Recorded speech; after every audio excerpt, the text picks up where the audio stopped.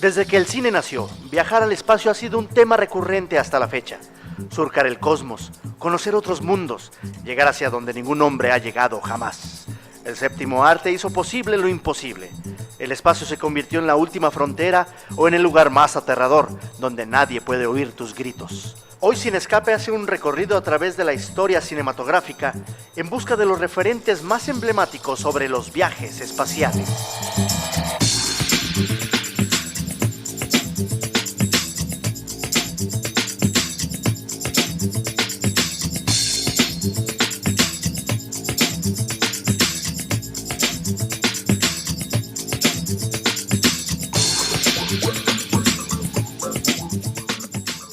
Así es, viajes al espacio es el tema del día de hoy en el Sin Escape, y como siempre es un gusto para mí saludar a Rubén Navarro, que nos hace el honor de estar como siempre con nosotros.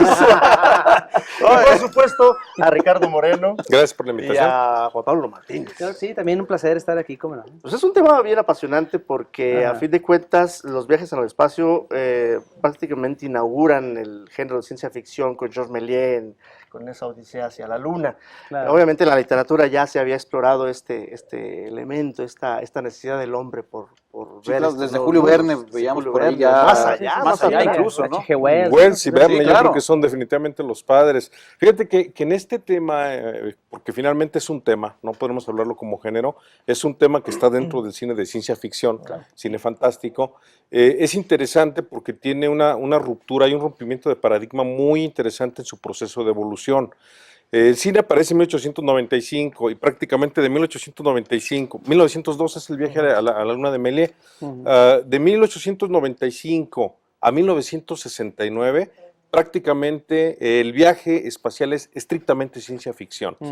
Después de que llega el hombre a la luna en el 69, a partir de ahí la visión cambia. Y de hecho, muy visionario, muy adelantado Kubrick, pues ahorita lo platicaremos, pues da ese salto y entonces tenemos ya la exploración dramática de un espacio que ahora es real, de un espacio que ahora es cercano. Y muy posible. Y muy posible, muy posible. Entonces cambia drásticamente el enfoque de ver el espacio exterior. Y bueno, se va a dividir drásticamente con exploraciones dramáticas, con situaciones apocalípticas. Y por otro lado, pues este cine fantástico de Star Trek, de Star Wars, toda esta exploración de un espacio supuesto, de un espacio imaginario. Es curioso porque Georges Méliès, Viaje a la Luna, lógicamente nos tiene que remitir a lo primero, tal vez, que se haga cinematográficamente de aventuras espaciales, un viaje al espacio, pero segundo de Chaumont, que ya lo habíamos mencionado aquí en el programa, hace también por ahí algún homenaje a Viaje a la Luna de Georges Méliès, nos regala por ahí una película muda que está completa, de hecho en YouTube, donde también ya empezaba el cine español a buscar con sus recursos el mostrar este tipo de viajes. Exactamente, incluso también los rusos, en la época siguiente, Aelita, por ejemplo, Aelita, como se le dio a conocer en otros lugares como la Reina de Marte, también fascinante, por cierto, porque ya los rusos también tienen una perspectiva no solamente evocativa, vamos, también la imaginación que permite el fenómeno de la exploración espacial detonar, ¿no? En los procesos creativos, ahora sí a través del cine. Sí, ciertamente es, no cabe duda, uno de los puntos de inspiración más importantes dentro de lo que es el fenómeno de la ficción cinematográfica, en términos de ficción, exacto, en toda la línea, ¿no? Tanto ciencia ficción como, por supuesto, exploración ficticia dramática. Entonces, el hecho ya de poder traspasar, obviamente, esta frontera atmosférica para poder descubrir qué había más allá en ese espacio oscuro donde única y sencillamente, vacío. Exactamente, y las estrellas son las que llamaban a los sujetos. Aparte de que realmente en la vida real, por supuesto, mediante ya en la década de los 50 y no se diga en los 60 que se dio la carrera espacial, realmente inspiró a tanto cineastas como por supuesto también a los gobiernos de diversas partes del mundo, heredó y legó también muchas películas definitivamente fascinantes. Como mencionaban, bueno, en la década ya a partir a partir del periodo silente, después del 27, en los 30s y 40s, no se diga en los 50s, ya cuando a fin de cuentas el fenómeno de la carrera espacial adquiere una efervescencia y que se vuelve incluso parte de la cultura popular, donde los niños compraban sus cascos de juguete, tenían sus cohetes y demás, y se simulaban precisamente alunizajes. La fantasía, ¿no? El ser astronauta. Exactamente, y eso se volvió también uno de los fenómenos arquetípicos con lo que respecta a la heroicidad cultural, ¿no? Puesto que solamente el astronauta es el que realmente destacaba y a su vez también debía tener ciertas cualidades. Me parece interesante, por ejemplo, en una película como Planeta Prohibido, con Leslie Nielsen, y a partir de ahí se inaugura el prototipo, ¿no? Del astronauta o del explorador espacial apuesto, quijada cuadrada, postura gallarda, que de una forma u otra defiende los intereses tanto de la ciencia la parte como olvidada de Leslie Nielsen. Exactamente. Está olvidadísimo. Sí, cómo no, que era un galán en su momento, ¿no? Pero eso está basada en una obra de Shakespeare. En La Tempestad, ¿Sí? sí, cómo no, por supuesto. Entonces, es curioso, ¿no? Cómo a partir de ahí los norteamericanos aprovechan ese fenómeno precisamente también para propulsar ciertos aspectos de la cultura patriota, puesto que al final el astronauta se vuelve sinónimo con la bandera, el águila y el pay de manzana. Y fíjate que ahorita que sacas a colación precisamente la figura del astronauta como la nueva figura en una época posatómica, en una época de conquista espacial, la figura de este héroe norteamericano. Recuerdo una película, no recuerdo si es del 83, del 82, de Philip Kaufman, que es Los Elegidos, que creo que explora muy bien, los pioneros muy bien el fenómeno precisamente de la formación del astronauta, del desarrollo que irá teniendo en la cultura y bueno, del impacto que va a tener posteriormente en la historia. Un cartel icónico, hasta la fecha parodiado muchísimas veces. Muchísimas películas. Esa imagen funciona exactamente. Sí, claro. El grupo de astronautas en cámara lenta exactamente, en ralentí, ¿no? Y es muy curioso porque eso se retoma en cierta medida, ya me estoy adelantando mucho, pero nada más para establecer el paralelismo con los vaqueros espaciales, Space Cowboys, de Clint Eastwood, que al final Los Elegidos de la Gloria que tú mencionas, The Right Stuff, que se titula en inglés, es al final el proceso serio, verídico, histórico, genuino, y en Space Cowboys es retomar esos elementos y nada más generaron una especulación interesante. Pero retomando ya ahora sí lo que comentabas, exacto, que creo que fue de las primeras películas que se aborda de manera seria el fenómeno de la carrera espacial. Es muy interesante la transición que se daba entre los pilotos de los aviones supersónicos, cuya gran meta era rebasar el Mach 5 y luego posteriormente la barrera del sonido, y ya después se volvían obsoletos, después de que eran recibidos como héroes para ser astronautas, y era el chimpancé, y luego posteriormente el sujeto que superaba las pruebas para ser astronauta, es el que realmente se volvía el ícono, y el piloto sería tal vez el principio de las películas espaciales, más bien eran de aventuras, más que claro, era aventura completamente. Ricardo, lo mencionabas, hay dos escritores, Wells y Verne, que enfocaban sus visionarias imaginería en la Luna y en Marte. Sí. Y obviamente estamos hablando de, por un lado, la Luna es el tema principal a explorar y Marte es el tema principal hacia otros mundos con sus posibles habitantes, ¿no? Entonces, ahí la divergencia, digamos, claro, de cuáles son los motivos del viaje al espacio, ¿no? Claro, por supuesto, pero después incluso la cinematografía se encargaría de explorar un poco más todo lo que era en ese entonces el limitado conocimiento que se tenía tanto sobre el cosmos, no se diga del sistema solar. Entonces, pues sí, se generaron muchas especulaciones sobre vida en Venus, en todo tipo de planetas. Ya a partir de ahí es cuando realmente el cine ciencia ficción adquiere una vertiente muy concreta que en la década de los 50, y como ya lo hemos mencionado en este programa, ya se empezaba a dividir, ¿no? Se sesgaba muy fuerte entre los viajes espaciales y los monstruos gigantes. En el caso de los viajes espaciales, exactamente, relatos matinescos donde lo único que contaba era el héroe astronauta o el individuo que de una forma u otra momento llegara al espacio exterior, se dedicaría no solamente a dominar a las criaturas, ya a partir de ahí la mentalidad imperialista norteamericana de una forma u otra empezaba a destilar, ¿no? El miedo al comunismo, ¿no? También. Claro. Exactamente. También una visión llegaba a México, precisamente. Ah, claro. Aquí, pues prácticamente todos los cómicos viajaron al espacio. Viajaron al Y espacio. actores serios. Ah, claro. Rogelio Guerra en Gigantes Planetarios es maravilloso. Que la también verdad. está completa por ahí en YouTube. Claro que la sí. puedo por Pero ahí. exacto, la nave de los monstruos, o sea, hubo películas aquí que con los escasos recursos, con cierto grado de ingenuidad, pero la intención, obviamente, no podemos decir que era genuina de generar una parodia, ¿no? Simplemente era retomar los aspectos icónicos, arquetípicos del cine de ciencia Con el ficción lenguaje gringo, de estos personajes. y al final, pues eso era, ¿no? Y bueno, mencionar que finalmente en este periodo la ciencia ficción literaria, pues va a nutrir muchísimo los temas y la imaginería, las revistas Paul, toda esta propuesta que se va a generar en la década de los 50, el nacimiento del cómic, perdón, el desarrollo del cómic, el desarrollo de la ciencia ficción, pues va a contribuir a generar estas atmósferas, estas películas que, bueno, pues son estrictamente de matiné. Sí. Afortunadamente, digo afortunadamente, porque no sé qué sería el cine sin el maestro Kubrick. En 1968, Kubrick le da un enfoque completamente serio.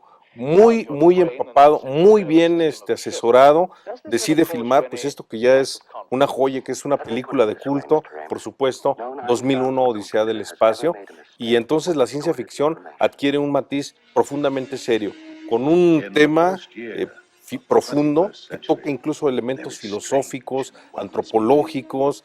Pues es Kubrick finalmente. Sí, la visión, ¿no? Se le agradece a Arthur C. Clarke, que a escasos años todavía no estaba como muy contundente qué pasaba cuando un astronauta iba al espacio. Ya Kubrick, ya Arthur C. Clarke ya había hecho ya había vaticinado lo que iba a pasar. En cierta forma, o sea, de hecho ya varios escritores en aquel entonces ya estaban generando un manejo mucho más serio, exacto, más maduro, me atreveré a decir, con un lenguaje más sofisticado y aludiendo, exacto, a un proceso de exploración metafísico, filosófico, semiótico, sobre las implicaciones de el viaje en el espacio. En el caso de Kubrick, por supuesto, pues mencionaba yo hace rato el término punto de inspiración, al final de cuentas eso es, qué representa o qué le manifestaba el hecho del sujeto aislado, y en este caso nada más con una sola máquina, que es el HAL 9000, que tenía la posibilidad también de generar un proceso de interacción con el ser humano y que se torna adverso posteriormente. No vamos a hablar sobre el final, pero sin embargo, definitivamente es una película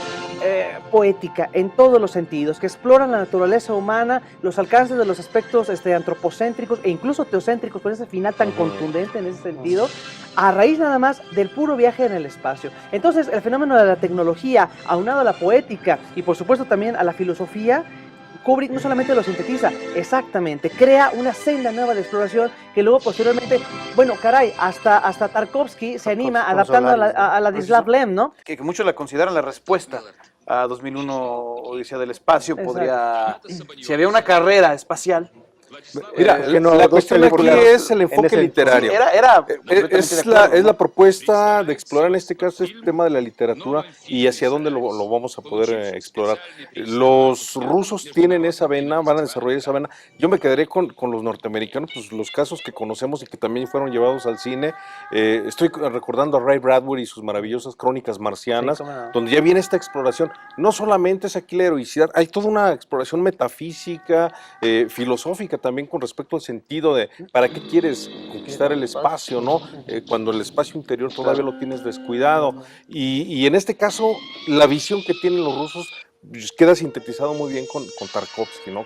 Con Solaris, que también erogaría una versión posterior muy fallida. No, le quitaron prácticamente toda la parte filosófica de a Solaris original. Que de hecho, bueno, pues a Solaris siempre la primera es del 72, si mal no recuerdo, siempre se le ha etiquetado de ser muy sombría, es de culto, pero es maravillosa, cumple con el muy contexto, larga, cumple ¿no? con la visión, casi 3 horas. Y es muy redonda en cuanto a la visión que tienen los rusos, precisamente del mismo fenómeno, completamente. Y que tendríamos que hacer un programa para cada uno de estos directores, para Tarkovsky y para Stanley Kubrick, ¿no? Hablar rápidamente de lo que aportaron en estas películas de viajes al espacio. Claro. Pues es muy banal como lo podemos tocar en el programa, pero sí dan un parteaguas importante para lo que vendría precisamente después en el cine, centrándonos en ese tema, y precisamente de aquí en adelante es de lo que estaremos hablando ya en la segunda parte de Cinescape. Vamos a una pausa promocional y regresamos.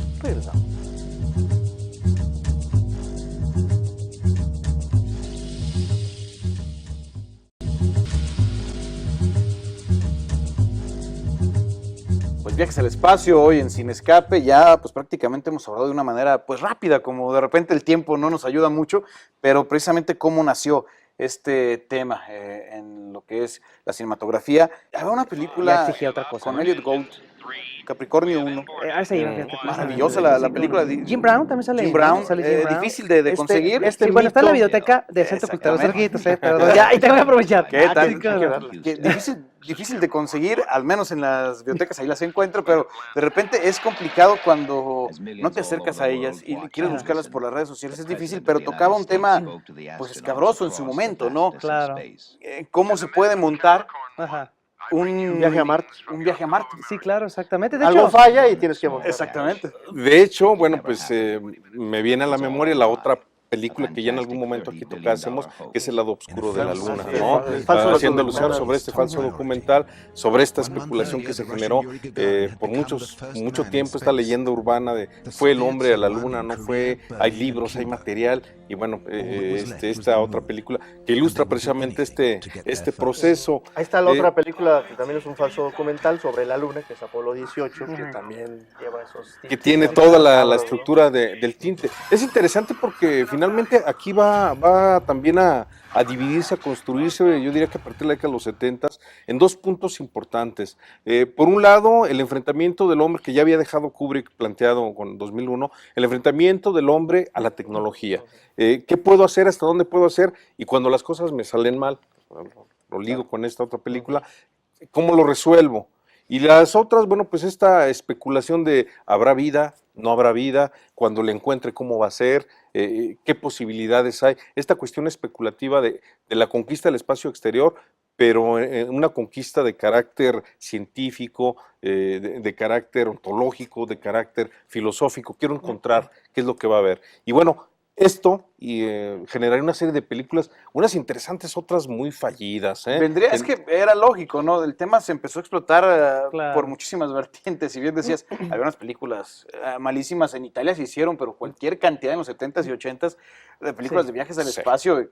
Con las nubecitas y el cielo azul. Pero es que a partir de ahí, luego, fíjate, ya en la década de los 70s, cuando se empieza a desarrollar este fenómeno, ya desde una perspectiva, una mentalidad más de conspiración, por ejemplo, en el caso de Capricornio 1, donde pues, bueno, se pone en entredicho en tela de juicio si realmente el hombre lo realizó y demás, todo fue un montaje de Kennedy para poder por fin decir yo gané la guerra y ya se aplacaron los rusos y demás. Bueno, independientemente de eso, ya cuando en 1979 se estrena Alien, entonces ya a partir de todo viaje espacial era única y sencillamente con elementos funestos, ¿sí? O sea, la idea era nada más, van los exploradores espaciales con sanas intenciones de ir a determinado planeta o continuar un proceso de exploración espacial y sin embargo se tiene que topar tarde o temprano con un alienígena agresivo, que ya a partir de ahí, pues bueno, a raíz de Alien y la infinidad de copias que le siguieron, le dieron ese torno oscuro, ¿no? Hay una película que me llama mucho la atención porque siempre la considero como una especie de western en el espacio, que es Atmósfera Cero.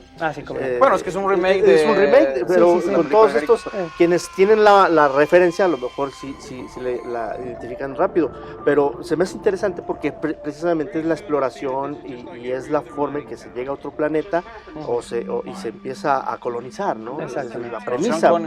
Sí, exactamente, sí, dirigida por Peter Helms, que la verdad es un thriller espacial bien desarrollado. Peter Helms hizo también Capricornio 1. Exactamente, entonces ya tenía por ahí la línea, ¿no? Al final, insisto, no deja de ser fascinante la idea de los sujetos aislados en un espacio donde realmente, si en alguien decía, nadie puede escuchar tu grito en el espacio, acá no tienes dónde correr.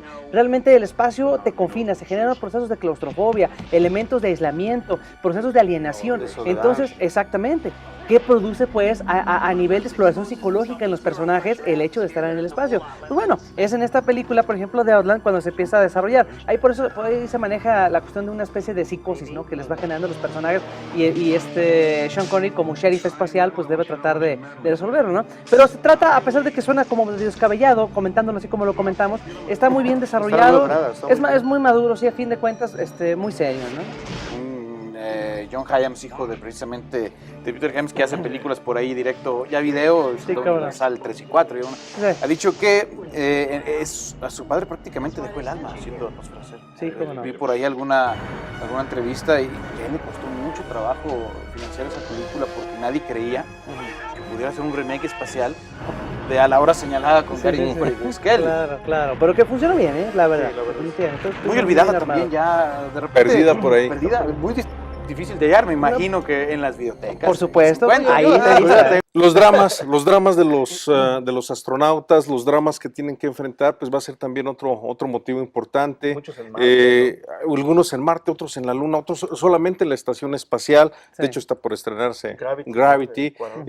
Recuerdo ahorita Life Force, basada en una novela de Ramsey Campbell, donde finalmente estos astronautas se encuentran por ahí una visión extraña, no entro en detalles por si no la han visto. Es una vampira. Una vampira. Sí, pero es qué una vampira, es vampira. cierto.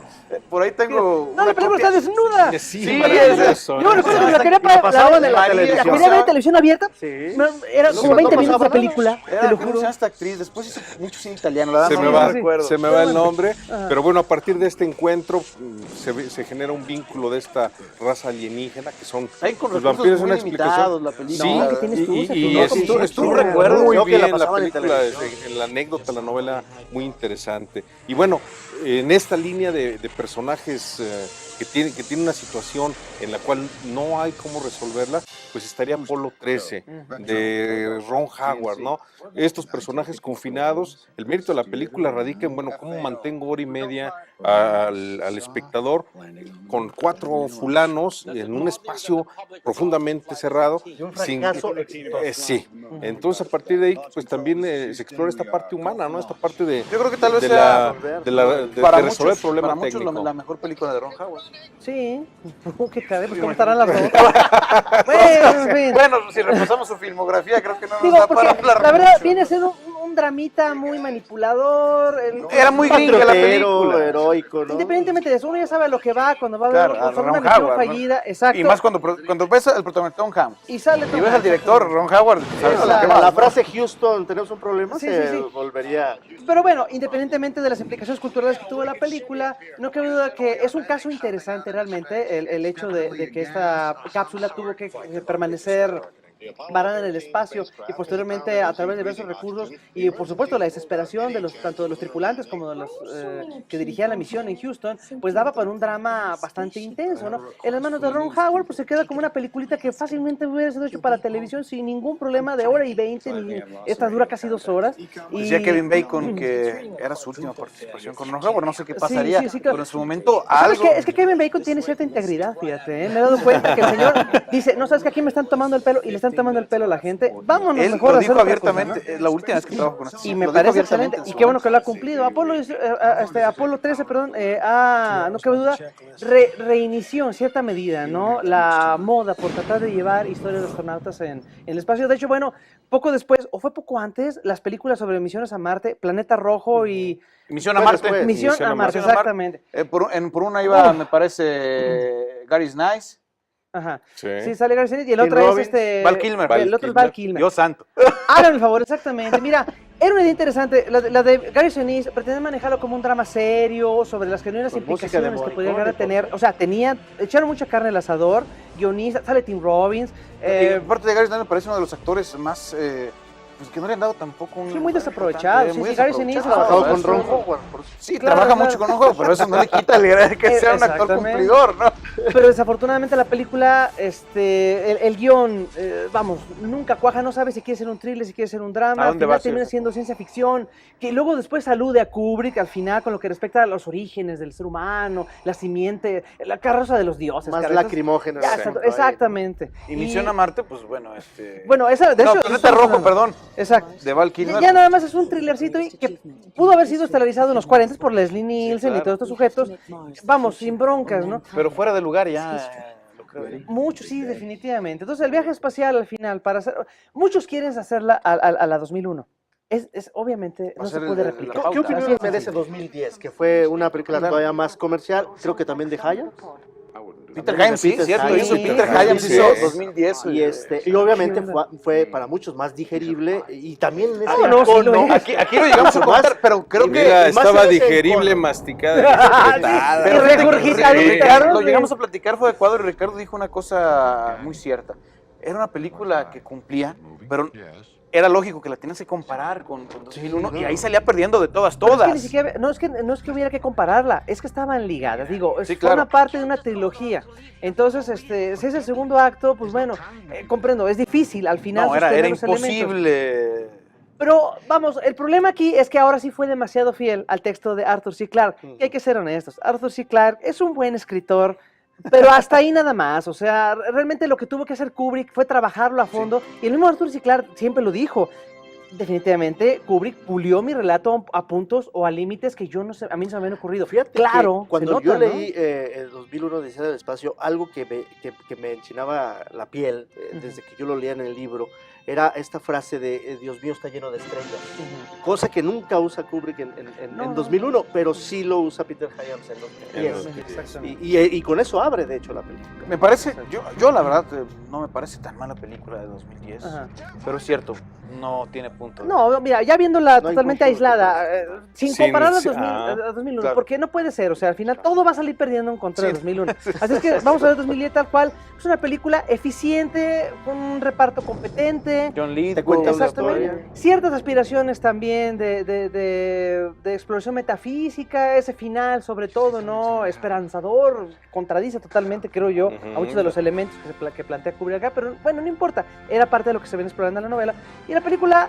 funciona, cuaja lo debido, pero hasta ahí nada más, ¿no? O sea, no se le puede pedir tampoco mucho a esta producción. Sí, claro, y bueno, vendría ya esta nueva etapa donde pues surgen muchas películas, está por ahí Danny Boyle entra con Alerta Sunshine, que me parecía a mí, pues que tomaba muchas cosas de Alien, prácticamente.